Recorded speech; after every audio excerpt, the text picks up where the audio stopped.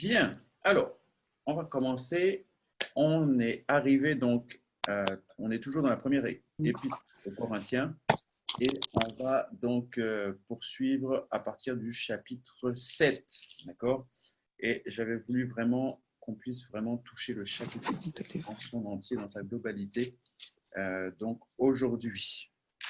Chapitre 7 qui continue toujours à parler en fait en fonction de l'intégrité sexuelle, comme on a commencé donc à en parler hier, d'accord?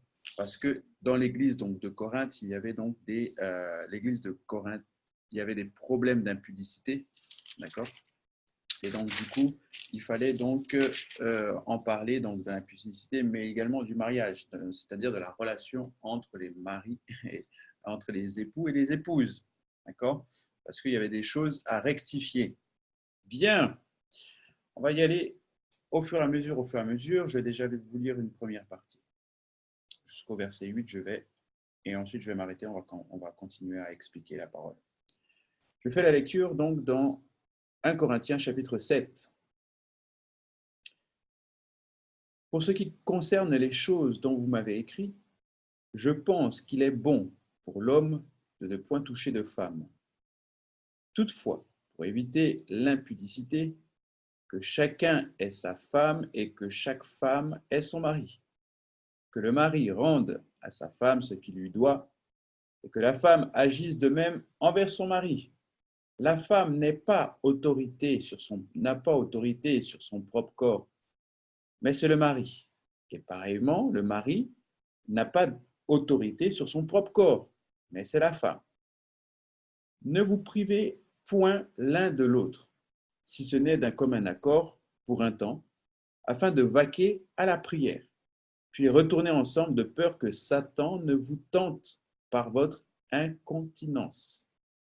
Je dis cela par condescendance. Je n'en fais pas un ordre. Donc, il n'en fait pas une doctrine. D'accord? Il dit cela simplement par sagesse. Je voudrais que tous les hommes fussent comme moi, mais chacun tient de Dieu un don particulier, l'un d'une manière, l'autre d'une autre. À ceux qui ne sont pas mariés et aux veuves, je dis qu'il leur est bon de rester comme moi. Mais s'ils manquent de continence, qu'ils se marient, car il vaut mieux se marier que de brûler. Je vais continuer jusqu'au verset 10 et 11. À ceux qui sont mariés, j'ordonne, non pas moi, mais le Seigneur, que la femme ne se sépare point de son mari. S'il est séparé, qu'elle demeure sans se marier ou qu'elle se réconcilie avec son mari, et que le mari ne répudie point sa femme. Ok, on va s'arrêter là. On va décortiquer tout ça. Bien. Alors, on est donc toujours par rapport à l'impudicité. Paul essaie donc de pouvoir résoudre des problèmes d'impudicité dans la communauté des chrétiens de Corinthe. D'accord? Donc, il essaie de le faire par la sagesse. D'accord? Donc, il dit tout simplement que si, d'abord, il retrace quelque chose. Comme nous faisons une seule chair, d'accord? Le corps de l'homme, donc là on parle de corps, hein, du corps, hein, okay, le corps de l'homme appartient à l'autre, puisque nous formons une seule chair. Alors le corps de la femme ne s'appartient plus à elle-même, mais elle appartient à son époux, à son mari. Et le corps du mari ne lui appartient pas à lui-même, mais appartient à sa femme. Jusque-là, c'est clair. Gloire à Dieu. Mais ça veut dire quoi concrètement? Ça veut dire que lorsque l'homme ou la femme ont des désirs charnels, ce qui est normal, la femme ou l'homme ne peut pas dire non à son mari, non à son époux. Pourquoi? Parce que sinon, de peur, en fait, il dit quoi? De peur à cause, en fait, de l'incontinence, c'est-à-dire à cause du désir charnel, vaut mieux que la femme dise oui ou que le mari dise oui, de peur que Satan ne vienne tenter. C'est ce qu'il dit au verset 5.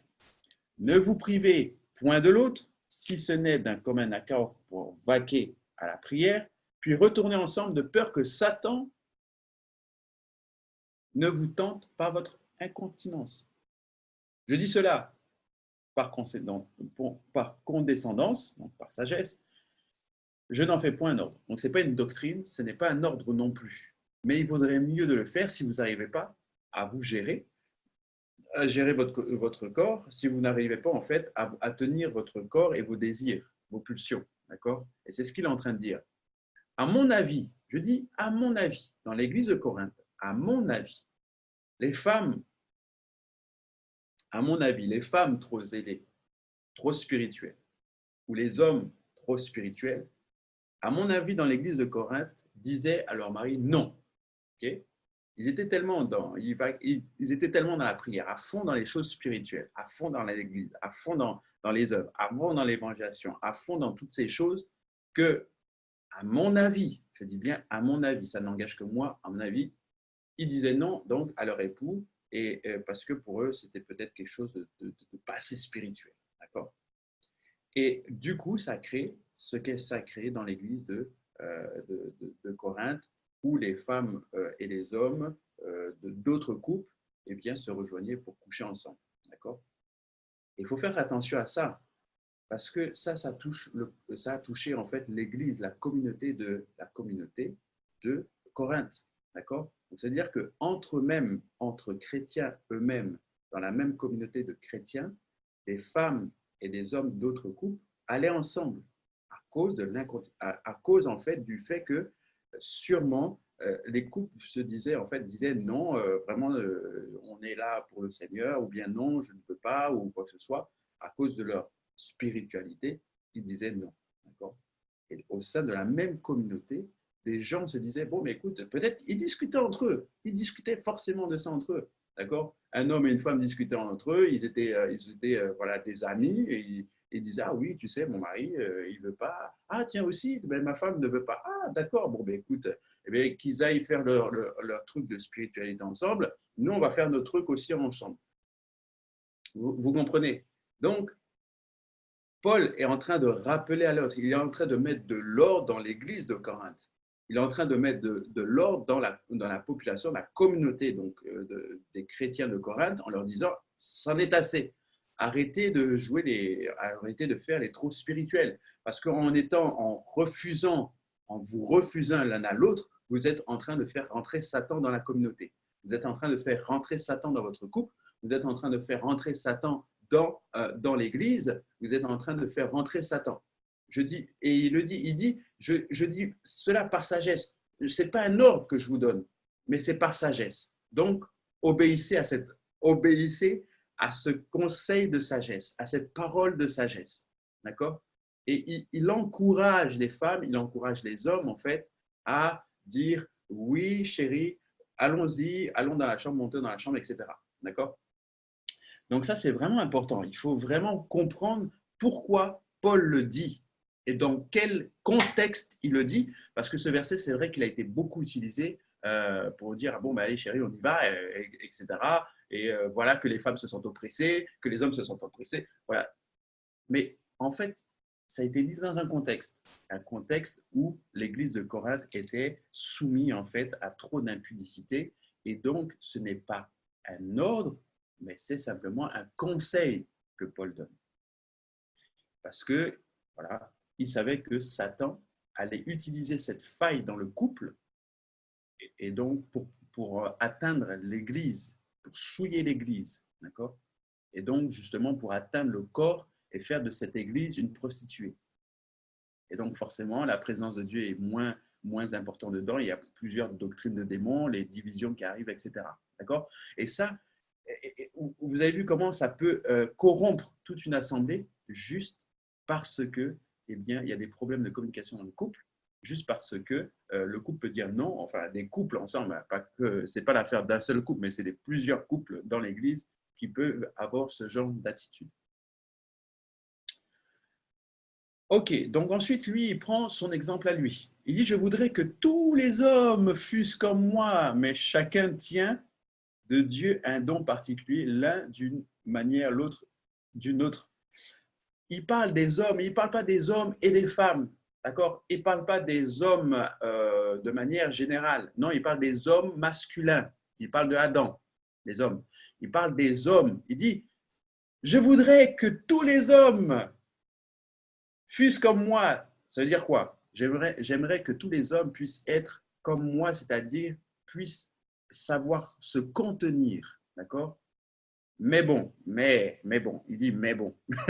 Chacun tient de Dieu un don particulier, d'accord? Donc lui, il dit, bon, eh bien moi j'ai la grâce effectivement de pouvoir me contenir, de pouvoir me balader, d'aller voir le monde, etc., de parler, de prêcher, etc. Mais ce n'est pas le cas de tout le monde. C'est-à-dire que il y avait forcément peut-être des missionnaires qui voulaient imiter Paul, mais qui ne savaient pas se contenir dans leur chair. D'accord? Et il aimerait, mais c'est un constat qu'il fait. Il dit, ah oui, j'aimerais vraiment que tous les hommes soient comme moi, mais dans la réalité, c'est pas ça. Donc, les femmes et les maris et les époux et les épouses, bien faites ce qu'il faut pour pouvoir éviter que Satan rentre dans votre couple. Ensuite, il s'adresse aux célibataires, à ceux qui ne sont, verset 8, à ceux qui ne sont pas mariés et aux veuves.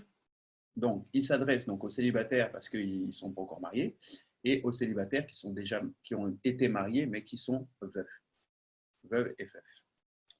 À ceux qui ne sont pas mariés et aux veuves, je dis qu'il leur est bon de rester comme moi, donc c'est-à-dire célibataire. Mais s'il manque de continence, mais encore une fois, il revient à la charge, qu'il se marie, car il vaut mieux se marier que de brûler. Donc, il le dit aux célibataires, vaut mieux pour vous de vous marier que de brûler. Mais bon, on ne va pas se marier juste pour ça.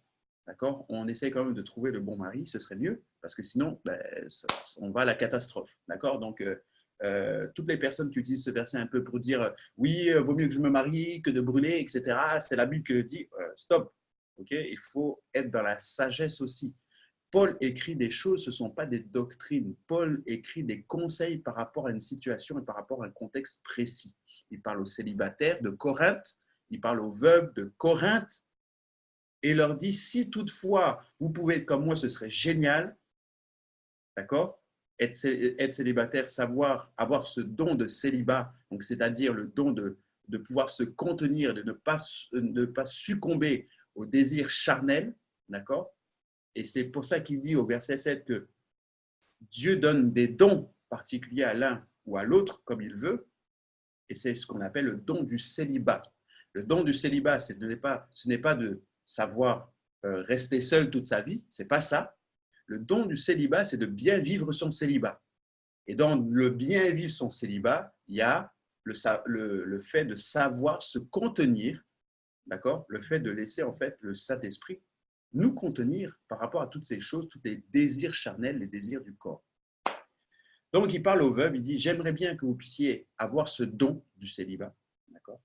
Mais si toutefois vous n'y arrivez pas, si toutefois vous n'arrivez pas à vous contenir, alors mariez-vous, car il vaut mieux se marier que de brûler. Et ici à l'Église, on l'a déjà fait dans le sens où on a déjà eu des jeunes mariés voilà, qui boulaient tellement que pendant les périodes de fréquentation, de fiançailles, ils brûlaient des étapes. Donc finalement, ils vivaient dans le péché. Et pour éviter que cette façon de vivre jusqu'au mariage se reproduise trop fréquemment, enfin, se reproduise, on les a poussés à se marier plus rapidement. On savait qu'ils étaient faits l'un pour l'autre. On les a poussés à se marier rapidement au lieu de vivre dans le péché. D'accord? Donc, ça se fait, mais il faut simplement que ce soit aussi avec la bonne personne. Sinon, ça ne sert à rien. Sinon, vous avez vu dans la fornication en disant « Ah, ça y est, il faut que je me marie, j'ai trouvé le mari. » Non, non, non, non. Ça ne se passe pas comme ça. OK? Il y a une situation de fornication, il y a une situation d'incontinence aussi. Si vous êtes fiancé, vous n'arrivez pas à vous contenir, on vous marie. Voilà, comme ça au moins on est sûr, vous êtes dans une période de fréquentation, de fiançailles, vous n'arrivez pas à vous contenir, on vous marie, au lieu de rester dans le péché. Voilà, on poursuit. Et là, il contrairement au verset, alors, dans le verset 10, contrairement au verset 6, là, il donne un ordre aux mariés. À ceux qui sont mariés, j'ordonne, non pas moi. Donc là, il prend une couverture, il dit non, ce n'est pas moi qui ordonne par rapport au verset 6, hein, c'est la nuance. À ceux qui sont mariés, j'ordonne, non pas moi, mais le Seigneur, que la femme ne se sépare point de son mari. Si elle est séparée, qu'elle demeure sans se marier ou qu'elle se réconcilie avec son mari et que le mari ne répudie point sa femme. D'accord? En d'autres termes, si vous vivez éloigné, le Seigneur Jésus dit qu'il ne faut pas se séparer de son mari. Donc, il parle aux femmes. Vous voyez la nuance? Il ne parle pas aux hommes, il parle aux femmes. Et il dit, vous, mesdames, nous savons que vous avez la capacité de pouvoir rester seul. Ok? C'est une capacité, c'est un don, c'est une capacité. Non, c'est simplement que vous ne réagissez pas de la même manière que les hommes et qu'il est plus simple pour vous. Je dis plus simple. Je ne dis pas que vous n'avez jamais des désirs. Non, c'est faux, puisque la Bible dit au commencement que les désirs de la femme se porteront vers l'homme. Bref. Mais il parle aux femmes. Il dit, vous, femmes, puisque vous avez cette capacité de vivre longtemps sans sexualité avec l'homme, ok, il donne un ordre. Il dit, ne vous séparez pas de votre conjoint. D'accord? Parce que sinon, votre conjoint risquerait de tomber. Parce que vous allez en fait laisser une porte d'entrée au diable dans votre couple. Donc, il donne la responsabilité. Paul, au travers de l'enseignement de Christ, donne la responsabilité aux femmes de ne pas quitter le mari ou de tout faire pour la réconciliation ou bien pour, verset 11, si elle est séparée, qu'elle demeure sans se marier. Donc, si elle est séparée, qu'elle ne se marie pas, d'accord? Et, ou bien qu'elle se réconcilie avec son mari et que le mari ne la répudie pas. Donc, c'est-à-dire ne la repousse pas, mais qu'il accepte quoi? La réconciliation.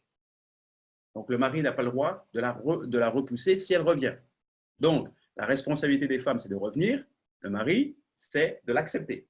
Okay? Et ça, c'est un passage très important parce que ce n'est pas un ordre que Paul donne. Donc, c'est-à-dire que c'est ni un conseil, ni un ordre que Paul donne à l'église de Corinthe, à ses disciples, mais c'est bien en fait un ordre que le Seigneur donne, okay, à ceux qui sont mariés. C'est assez important. Okay? On va poursuivre. Verset 12. Aux autres, ce n'est pas le Seigneur, c'est moi qui dis. Vous voyez la nuance? Donc là, il parlait aux mariés. Il disait qu'aux mariés, ce n'est pas moi qui dis, mais c'est Jésus. Et là, il continue. Aux autres, ce n'est pas le Seigneur, cette fois-ci, qui dit, mais c'est moi. Il fait bien la nuance. Si un frère a une femme non croyante et qu'elle consente à habiter avec lui, qu'il ne la répudie point. Et si une femme a un mari non croyant,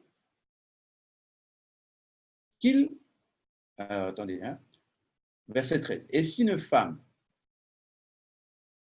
a un mari non croyant, qu'il consente à habiter avec elle, qu'elle ne répudie point son mari. Car le mari non croyant est sanctifié par la femme, et la femme non croyante est sanctifiée par le frère. Autrement, vos enfants seraient impurs, tandis que maintenant ils sont saints. Je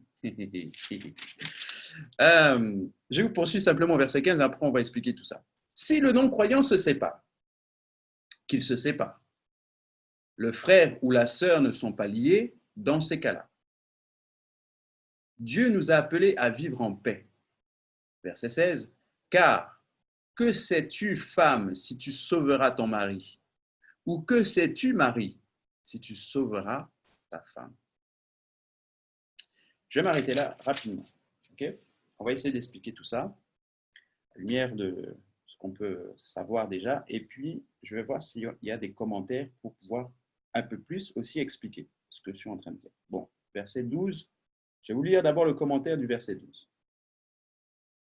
Paul ne donne pas simplement son opinion, il dit plutôt qu'il n'a pas de parole de Jésus pour confirmer ce qu'il écrit. Cependant, il écrit comme quelqu'un qui est revêtu de l'autorité apostolique et qui est sous inspiration divine. D'accord ? Et c'est ce qu'on voit un peu plus tard dans les versets 25 et 40. Donc, on verra ça tout à l'heure. Okay. Donc là, en fait, Paul, contrairement au mari, lorsqu'il parlait et l'ordonnait par rapport à Jésus qui disait au mari, là, il parle aux autres. D'accord ? Il parle aux autres et le dit de manière très simple. On va détailler, on va décortiquer pour vraiment comprendre ce que Paul est en train de dire à l'église de Corinthe. Verset 12, aux autres. Ce n'est pas le Seigneur qui parle, c'est moi qui dis. Si un frère a une femme, donc si un frère de l'église, d'accord, a une femme non croyante et qu'elle consente à habiter avec lui, qu'il ne la répudie point. Et si une femme a un mari non croyant et qu'elle consente à habiter avec elle, qu'elle ne le répudie point son mari. Okay? Car le mari non croyant est sanctifié par la femme et la femme non croyante est sanctifiée par le frère, enfin par l'homme, par son mari. Autrement, vos enfants seraient impurs tandis que maintenant ils sont saints. Ok, on va. Si vous comprenez ça, c'est très important. C'est très important. C'est très, très important.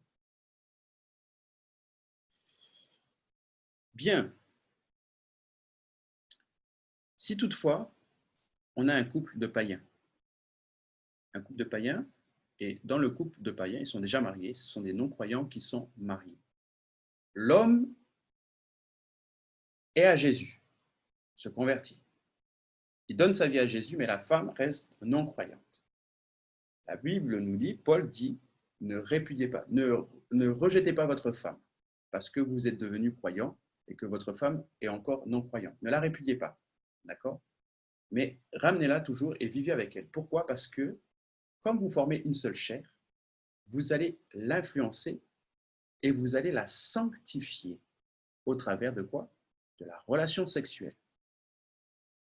Okay ? Et c'est ce que j'expliquais par rapport à l'impudicité, par rapport à la fornication hier, dans le chapitre 6. Rappelez-vous, je vous disais que dans la fornication, dans le péché, lorsque une femme et un homme couchent ensemble, il y a transfert de démons.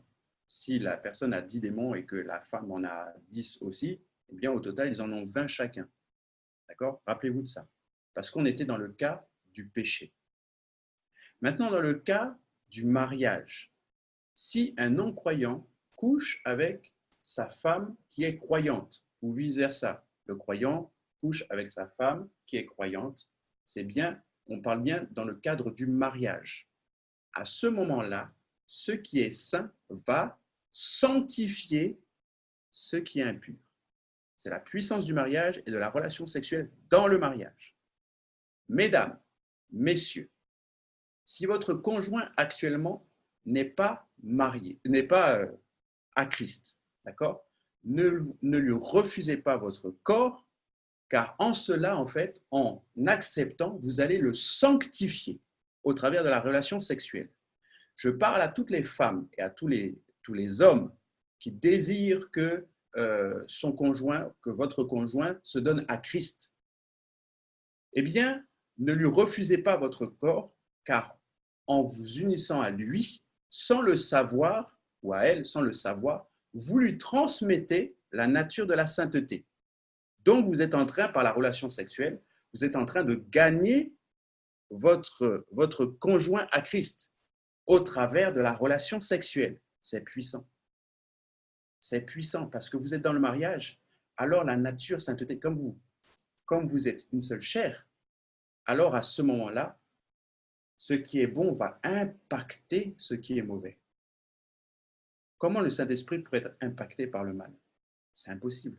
Donc, en fait, quand vous formez une seule chair, le Saint-Esprit va commencer à impacter la vie de votre mari, non pas à cause de votre parole ou que vous allez dire, il faut prier, il faut lire la Bible, il faut aller à l'église. Non, même dans votre silence, mais simplement parce que vous vous donnez dans la relation sexuelle, vous êtes en train de convertir votre mari. Point. Vous êtes en train de convertir votre femme simplement parce que vous êtes en train de changer sa nature au fur et à mesure. Et c'est ce qu'il est en train de dire par la suite. Au verset 14, il dit en fait, autrement, vos enfants seraient impurs, tandis que maintenant, ils sont saints. Pourquoi? Parce qu'ils considèrent quoi? Oh Seigneur, c'est fort. Ils considèrent que l'enfant qui va naître d'une telle union,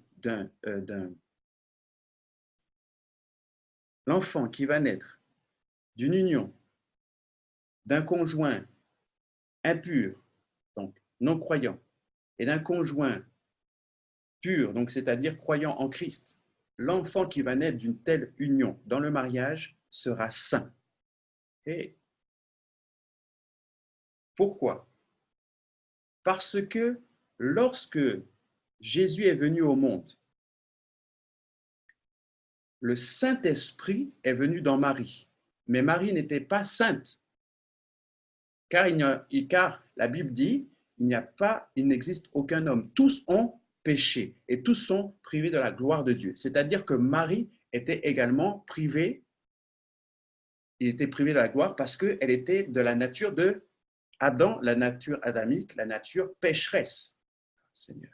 Mais qu'est-ce qu'il en est sorti de la nature sainte plus la nature pécheresse?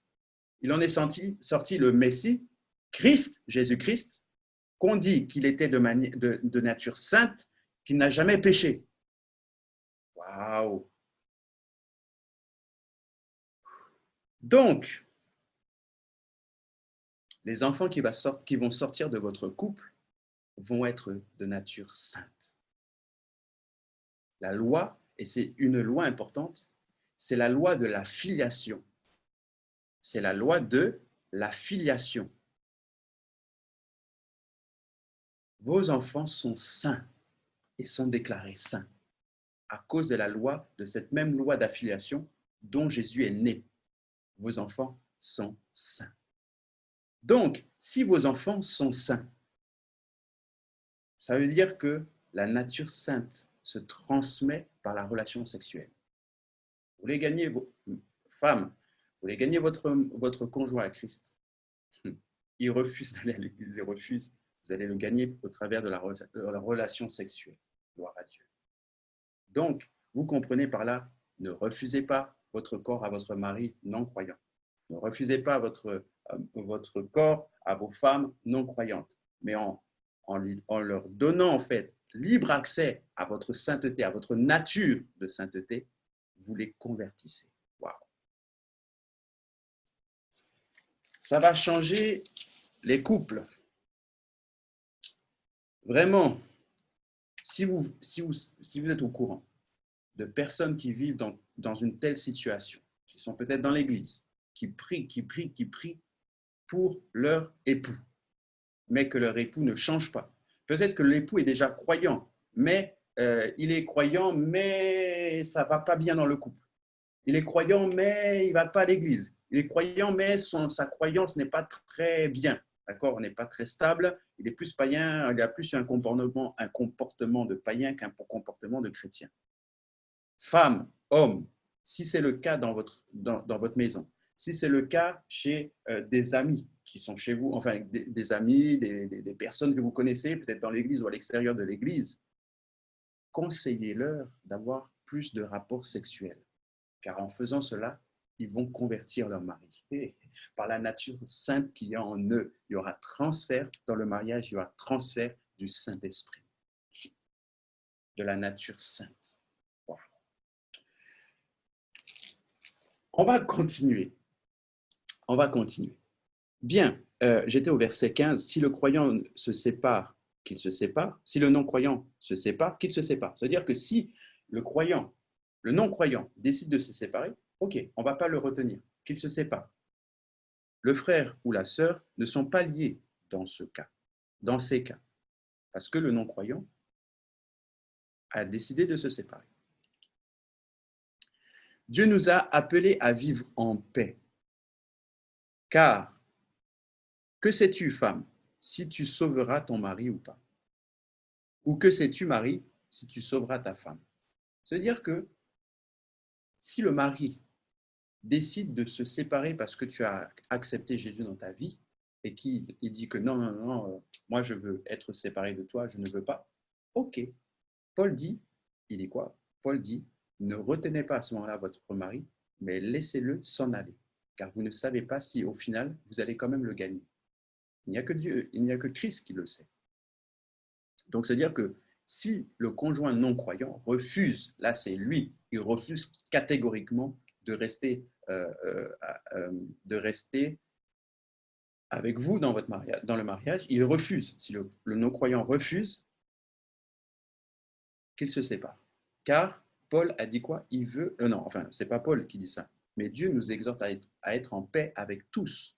Donc, s'il n'y a pas la paix, s'il ne veut pas rester, libérez aussi votre conjoint non-croyant. Voilà ce que Paul est en train de dire. On va continuer. On va poursuivre au verset. Alors, avant de poursuivre, je vais vous lire le commentaire. Tiens. Commentaire du verset 15. Dans l'éventualité où un conjoint inconverti abandonne ou divorce du conjoint croyant, le lien nuptial est dissous et le croyant est libre de ses obligations matrimoniales. L'expression « ne sont pas liés » dans ces cas-là signifie que le croyant est libéré des exigences du contrat de mariage. Le verbe « lier », en grec « doulo », signifie littéralement « rendre esclave ». Le croyant fidèle n'est plus assujetti à ses vœux de mariage. Dans ce cas, le croyant abandonné est libre de se remarier à condition que ce soit avec un chrétien. Ah, ah, ah. Ok.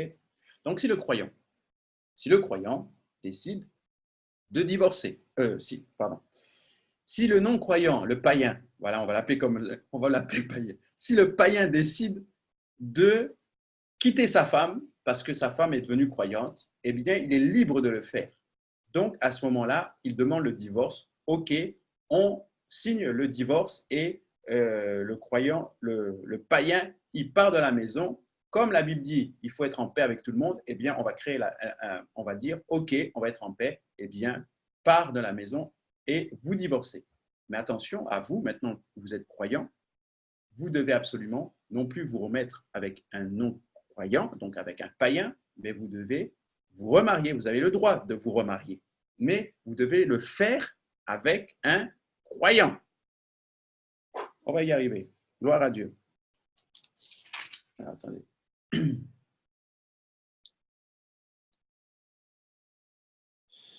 Je vais vous lire bon, ça peut toujours être intéressant. Je vais vous lire le commentaire du verset 14, celui qu'on a expliqué tout à l'heure. Lorsqu'un croyant est marié avec une inconvertie, le mariage ainsi que les enfants issus de cette union sont légitimes devant Dieu. Par conséquent, le croyant doit vivre avec ou son partenaire inconverti et ne pas chercher à briser le mariage ou le foyer. En outre, parce que le mari ou la femme est croyante, elle peut influencer son conjoint de sorte elle décide d'accepter Christ dans sa vie. Voilà, c'est exactement ce que j'ai dit, mais ce que j'ai dit était beaucoup plus dans la révélation. Enfin bref, vous avez compris. On va poursuivre au verset 17. Allons-y, verset 17, on attaque. Il est déjà... Vous avez vu comme il y a beaucoup de choses. Il est déjà 6h15. Je ne sais pas si on aura le temps de finir. 1 Corinthiens chapitre 7. Allez, on y va. Verset 17. Seulement que chacun marche selon la part que le Seigneur lui a faite, selon l'appel qu'il a reçu de Dieu. C'est ainsi que je l'ordonne dans toutes les églises. Quelqu'un a-t-il été appelé étant circoncis, qu'il demeure circoncis? Quelqu'un a-t-il été appelé étant incirconcis, qui ne se fasse pas circoncire. La circoncision n'est rien et l'incirconcision n'est rien. Mais l'observation des commandements de Dieu est tout. Je m'arrête juste là. Il parle aux Juifs, d'accord? Il parle aux Juifs puisque avant la circoncision était une marque dans le corps pour dire qu'on appartenait à Dieu, d'accord? Seulement ça c'était l'ancienne alliance avec les Juifs. Donc il parle aux Grecs, il parle à toutes les personnes qui vont venir, les païens qui vont venir à la foi chrétienne. Il leur dit que si vous étiez avant incirconcis ou circoncis, cela ne va rien changer et ne vous faites pas une marque dans votre corps, mais observez les commandements de Dieu, car l'observation, c'est-à-dire l'obéissance, vaut mieux que le sacrifice. L'obéissance vaut mieux que la marque dans la chair, puisque de toute façon, on sait très bien qu'on n'est plus que la vraie circoncision, c'est celle du cœur et non du corps. Verset 20. Que chacun demeure dans l'état où il était lorsqu'il a été appelé. As-tu été appelé étant esclave? Ne t'en inquiète pas. Mais si tu peux devenir libre, profites-en plutôt. Car l'esclave qui a été appelé dans le Seigneur est affranchi du Seigneur. De même, l'homme libre qui a été appelé est un esclave de Christ. Vous avez été racheté à un grand prix. Ne devenez pas esclave des hommes. D'accord? Que chacun, frère, demeure devant Dieu dans l'état où il était lorsqu'il a été appelé. Voilà.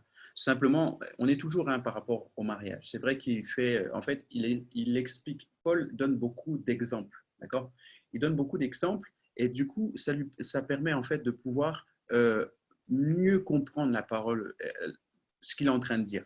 Il parle de l'esclavage, mais il parle toujours du mariage. Il dit, en fait, si vous étiez marié autrefois à un non-croyant et que c'est la guerre parce que vous êtes soumis à lui et c'est l'esclavage, eh bien, comme la Bible dit qu'il faut être en paix avec tous, s'il demande le mariage, laissez-le partir. S'il demande le divorce, laissez-le partir. Car pour vous, vaut mieux que vous soyez libre, en fait, de pouvoir vivre votre foi tranquillement.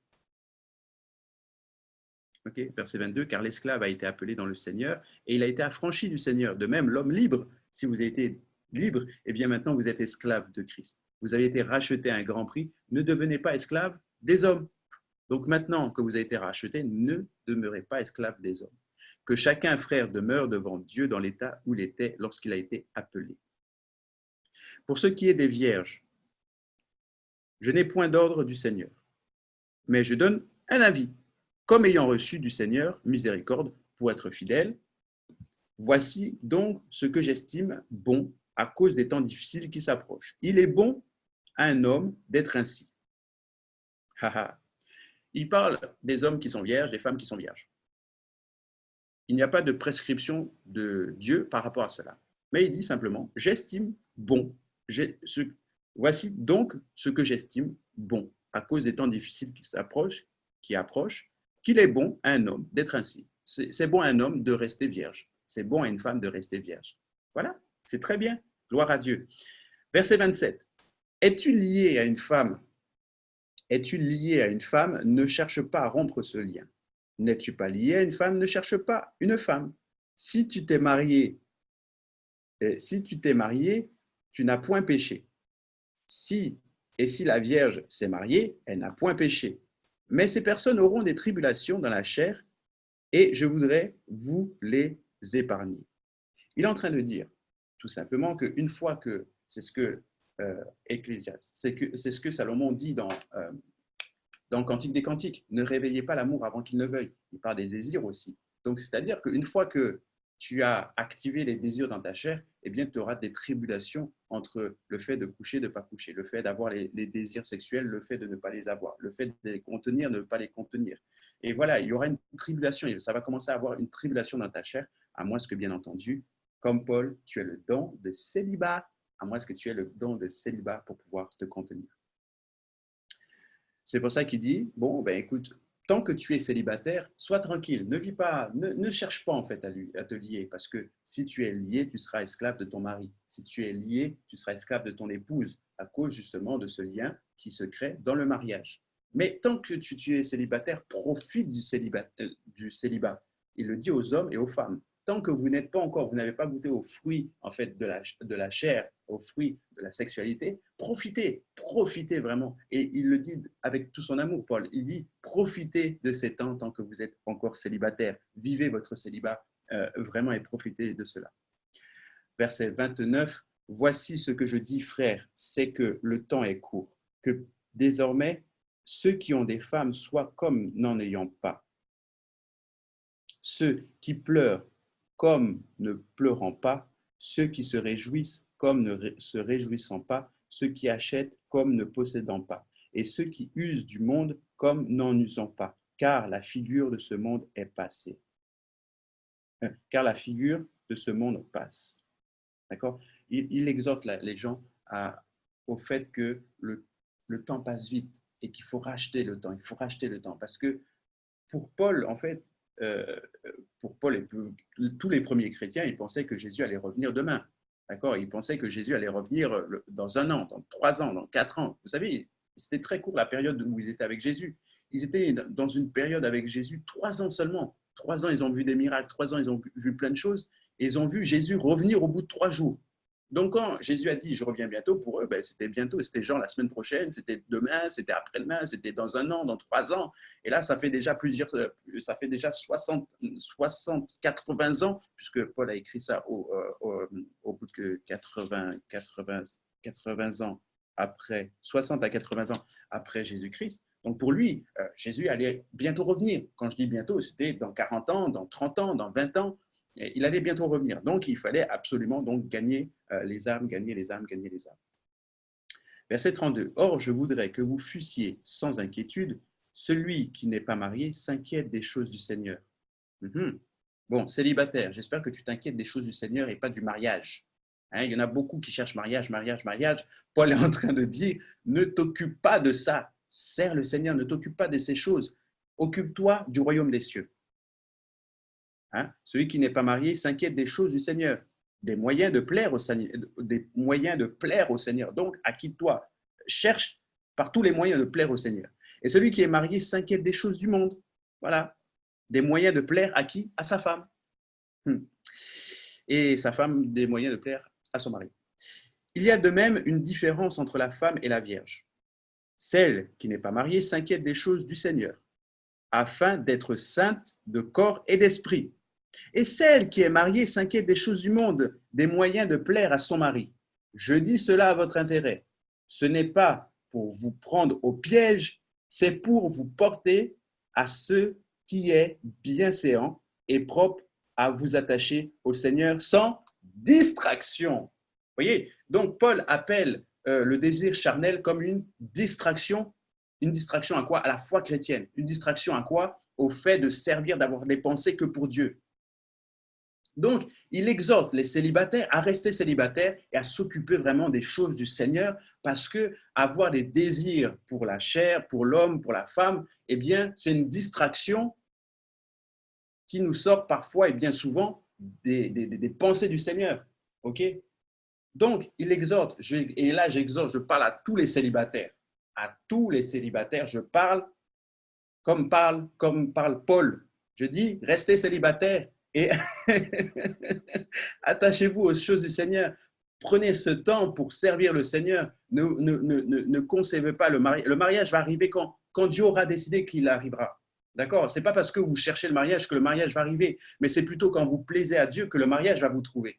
Donc, servez le Seigneur, servez le Seigneur, servez le Seigneur, servez le Seigneur, parce que le désir charnel va être une distraction. Une fois que vous serez marié, vous aurez moins de temps. Vous aurez moins de temps pour vous aurez moins de temps pour le Seigneur parce que vous serez amené à chercher à plaire à votre mari, chercher à plaire à votre conjoint. D'accord ? Allez, célibataire, je vous ai eu. Bien, je continue. Verset 36. Si quelqu'un regarde, je fais vite, si quelqu'un regarde comme déshonorant pour sa fille de dépasser l'âge nubile, et comme nécessaire de la marier, qu'il fasse ce qu'il veut. Il ne pêche point, qu'on se marie.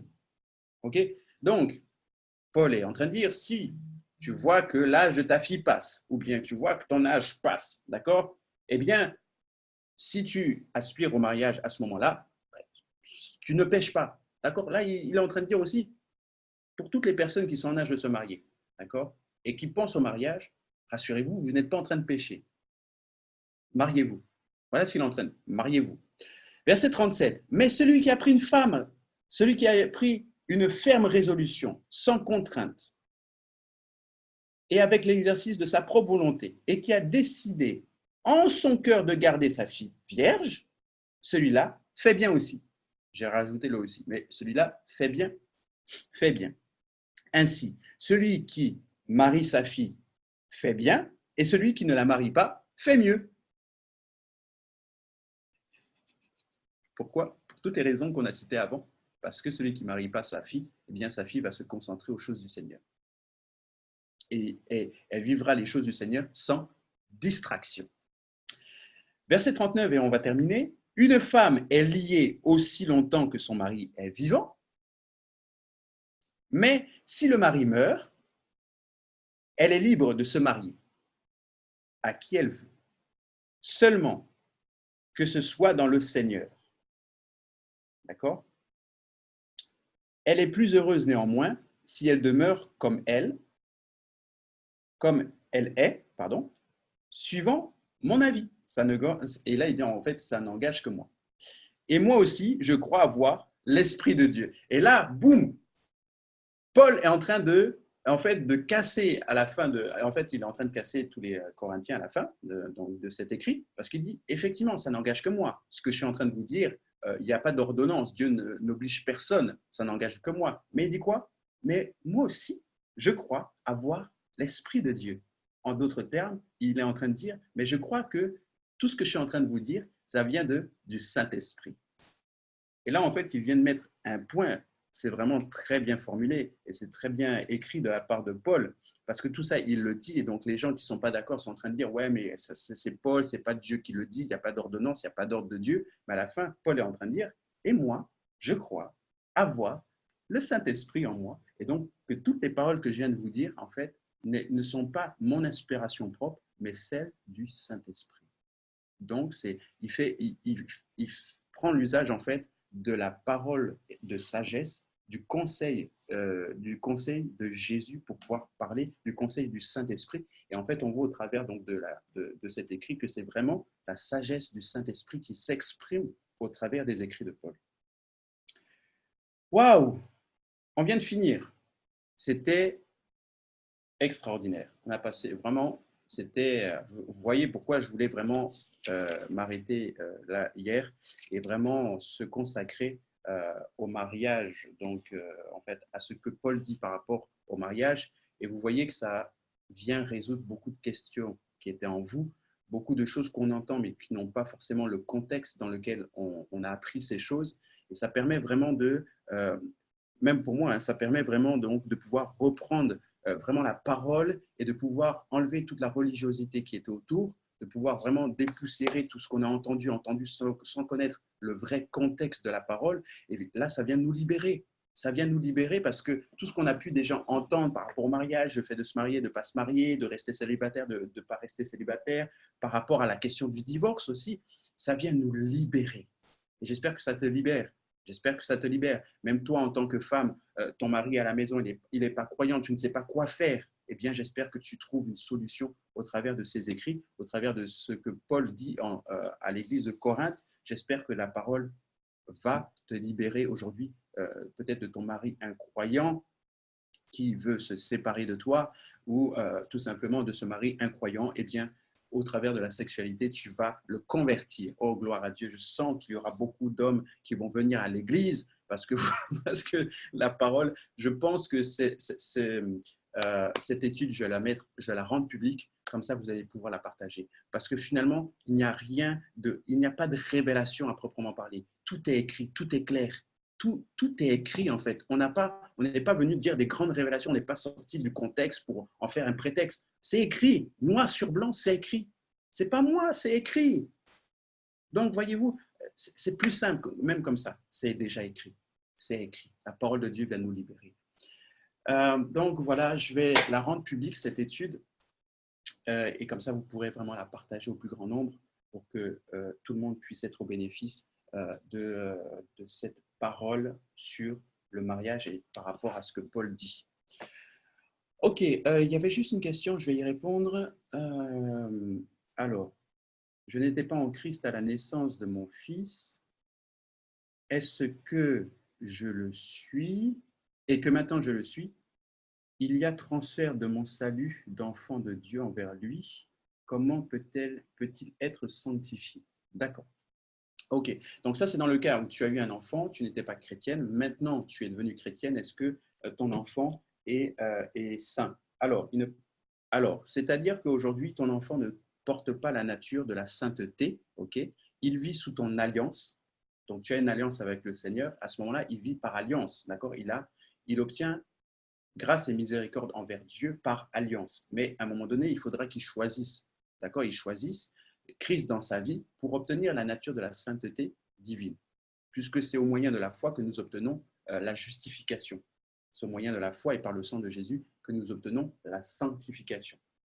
D'accord? Et donc, à ce moment-là, ton enfant, il ne porte pas en lui, en fait, la nature sainte de Jésus, la nature sainte du Saint-Esprit. C'est-à-dire qu'il n'a pas le bagage de la sainteté en lui.